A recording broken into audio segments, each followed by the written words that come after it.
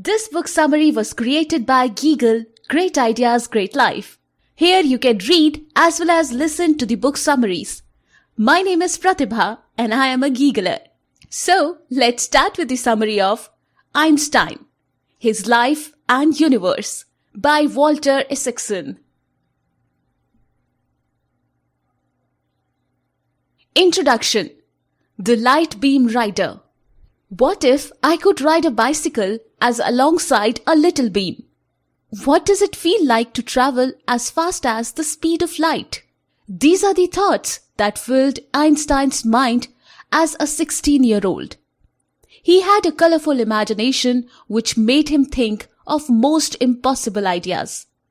Only Albert Einstein thought about the curving of light and the curving of reality itself.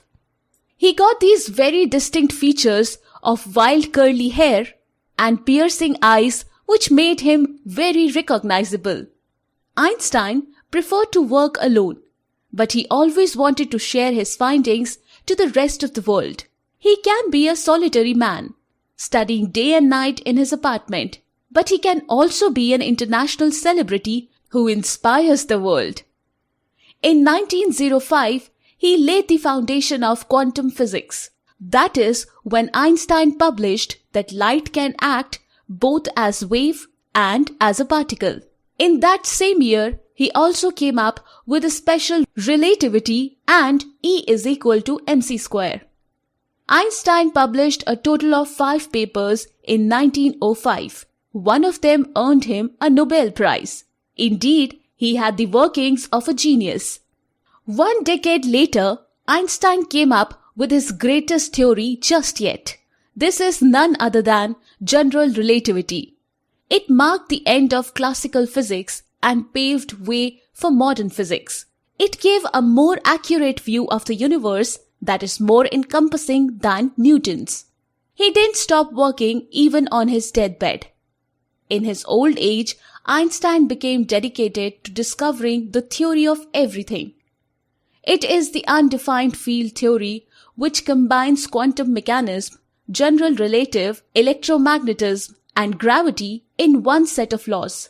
In essence, the unified theory should explain everything in the universe from the tiny electrons to the enormous planets. To this day, physicists are continuing his quest. They are understanding more and more of quantum physics. Though the quantum world is full of uncertainties and probabilities. The basic principle that electrons can act both as a wave and as a particle made possible the modern technology we have today. Childhood. Young Einstein was already 2 years old, but he still cannot talk. His parents had to consult a doctor. They feared that he could not be able to talk at all. When he got into it, young Einstein had the habit of repeating his words to himself before saying them out loud. It led his family to think that he is retarded. Einstein said time and again that his wild imagination, his childlike curiosity, is what made him see things that other people cannot. Most people walk downhill, ride a fast train, or see a lightning strike and accept it as a part of life. But for Einstein, he always wanted to know the reason behind these phenomena. Einstein's ancestors are Jewish businessmen. They lived a comfortable life in Swabia, a beautiful village southwest of Germany. The Einsteins are intelligent and educated people. They are known to be a secular and independent-minded. Hermann Einstein and Pauline Koch are Einstein's parents.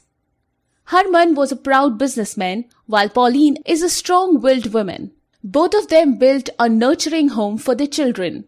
When Albert Einstein was just 1 year old, his family moved to Munich. This is because his uncle Jacob invited his parents to start an electrical supply business. Jacob is an engineer, while Hermann is a salesman. Together, they secured electricity contracts for the towns of South Germany. Albert had a little sister when he was 2 years old. Her name is Maja. When he saw his baby sister for the first time, Albert said, "Yes, But where are the wheels? He saw his sister as a wonderful little toy. Growing up, Albert and Marja adored each other. The Einstein family has a huge, elegant home in Munich. Their house was surrounded by a plush garden. For most of Albert's childhood, his family lived a happy, comfortable life.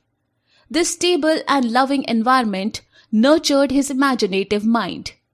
Little Albert is prone to daydreaming and wandering off alone. He liked playing with puzzles and building sets. He is able to create complex structures.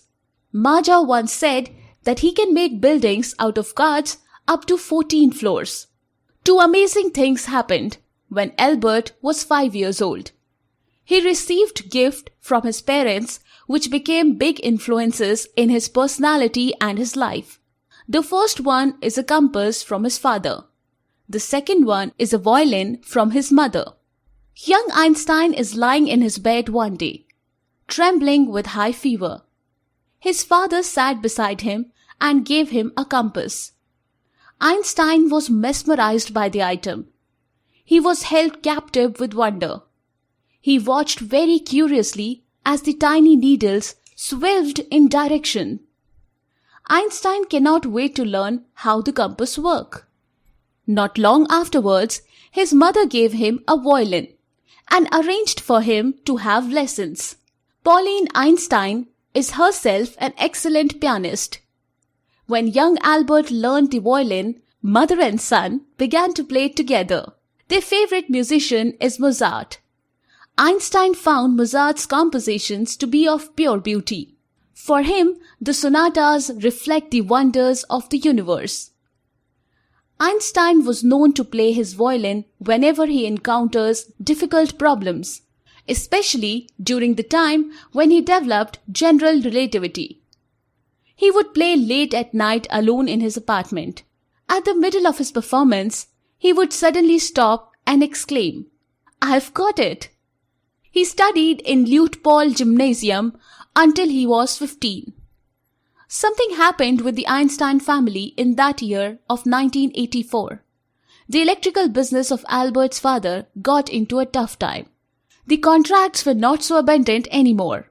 They have to sell the beautiful house in Munich and move to Milan, Italy, where Hermann Einstein saw a better future. Albert was supposed to remain 3 more years in Munich to finish his basic education. But after the Christmas vacation of 1984, he never came back. He got the family doctor to make a certificate for him, saying that he's sick. Einstein boarded a train to Italy to reunite with his family.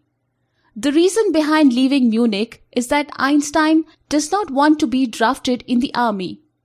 If he had remained in Germany 1 more year, he would be required to do so.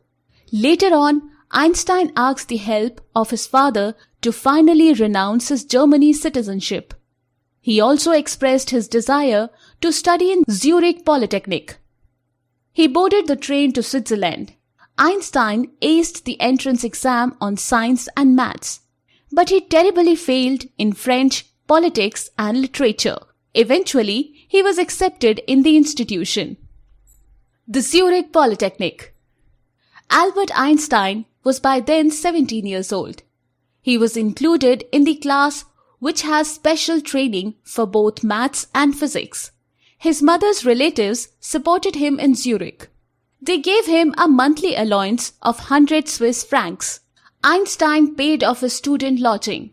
He saved 20 francs each month for his plan to become a Swiss citizen. The most important thing that happened to Einstein in Zurich Polytechnic is meeting his future wife, Mileva Marek. Mileva is a daughter of a proud Siberian farmer. He was encouraged by her father to be an expert in physics and maths. Mileva was enrolled in top competitive schools in which she was able to excel. Until finally, when she was 21 years old, Mileva made it to Zurich Polytechnic. She was the only girl in Einstein's class. Over the years, Albert and Mileva became madly in love. They exchanged countless of letters expressing their passion for science and for each other. They enjoyed reading books together and discussing lectures. Albert's mother disapproved of Mileva because she is smart but not comely in any way. Einstein is devoted to Mileva, however. He calls her by the name Dolly and addresses her as my wild little rascal. Mileva has the nickname Joni for him. She also called Einstein as my wicked little sweetheart. Einstein graduated as the top of his class in 1990 in spite of his delinquency towards his teachers. Mileva was not able to graduate that year as she had very low grades. She promised to finish her studies nonetheless. 2 years after graduation, Einstein desperately looked for a job. His professor at Zurich Polytechnic rejected him to be an assistant. Although they remember him as a genius, they could not forget his rebellious manners. That's why he wasn't able to land a job in the institution. Meanwhile, he landed some tutorial gigs here and there. Einstein finally got his Swiss citizenship. He had been stateless since he renounced his German citizenship. He said he liked Switzerland better because it has more democratic and human system. That summer of 1901, Einstein and Mileva had a romantic getaway in Como village. They visited a beautiful mansion and went mountain hiking. In that vacation, Einstein got Mileva pregnant. Through his letters, he always promised that he would get a job so that they can live together and be a family. But Einstein took so long before he landed a permanent job. Meanwhile, Mileva took her graduation exams again but failed. She went home to her parents in Novi Sad. Mileva gave birth to a baby girl named Lyserl.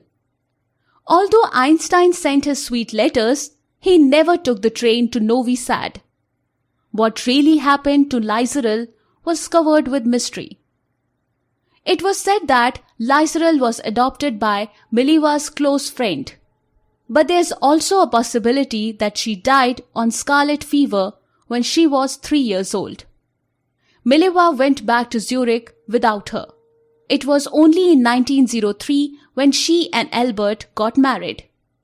They had a civil wedding witnessed only by 2 friends. In 1904, Hans Albert was born. Mileva and Albert's first son brought back happiness in their relationship.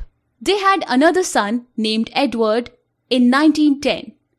Eventually, Mileva and Albert's marriage would end up in divorce.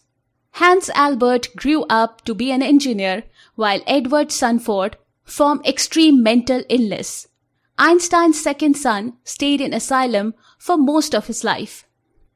The Miracle Year, Quanta and Molecules, 1905. Someone told Einstein that the job as third-class patent clerk is extremely boring.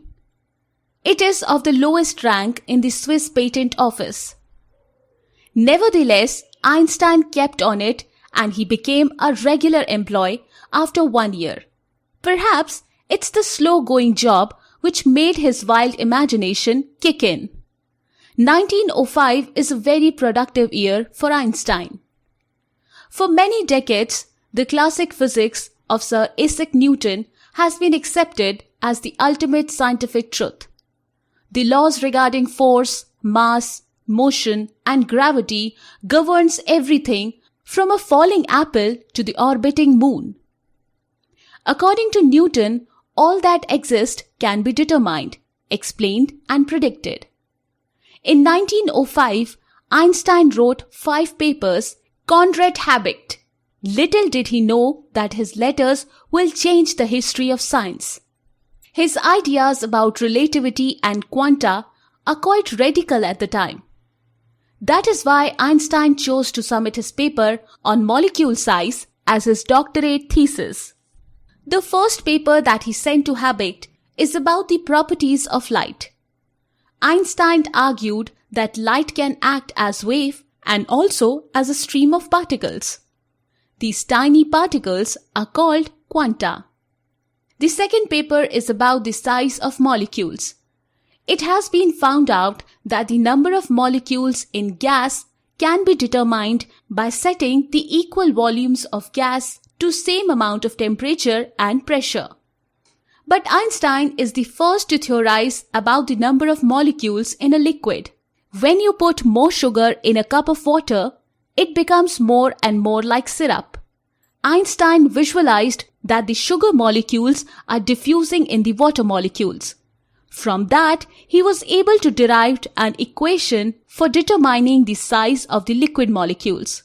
The third paper is about Brownian motion. When a liquid is put under a microscope, there are tiny particles to be seen in a jiggling motion. Einstein explained that the reason for this motion is collision between the tiny particles. Special Relativity 1905. In the later part of the year, Einstein sent 2 more papers to Konrad Habicht. The 4th paper is concerning special relativity. The 5th paper is about Einstein's famous equation E is equal to mc square. The basic concept of relativity came from Galileo in 1632. He came to it because Galileo supported Copernicus' idea. Scientists used to think that the Earth stays put at the center of the universe and the other planets revolve around it. The scientists argued that if Earth is really moving, like Copernicus says, then how come we could not feel it? There comes Galileo and his concept of relativity. We do not feel the Earth move because it is moving in constant motion. Galileo compared it to being aboard a smooth sailing ship. Galileo said that if you go inside a cabin, you would not feel a steady movement of the ship. It will be like when you're sitting on your table at home. You know that the ship is sailing, but you do not feel it. You may have a fish bowl or an hourglass inside your cabin. You will see that goldfish keep swimming calmly, and that the sand keeps spilling steadily in the hourglass. Thus, the object in constant motion and the object at rest are quite the same. One cannot say which of them is moving because each object is moving relatively to the other. Now Einstein come up with his special theory of relativity. It is special because it only applies on the object moving in constant motion. Einstein made an example of moving train. Suppose you are standing on a train platform. You observe that passengers on the train are moving in constant motion.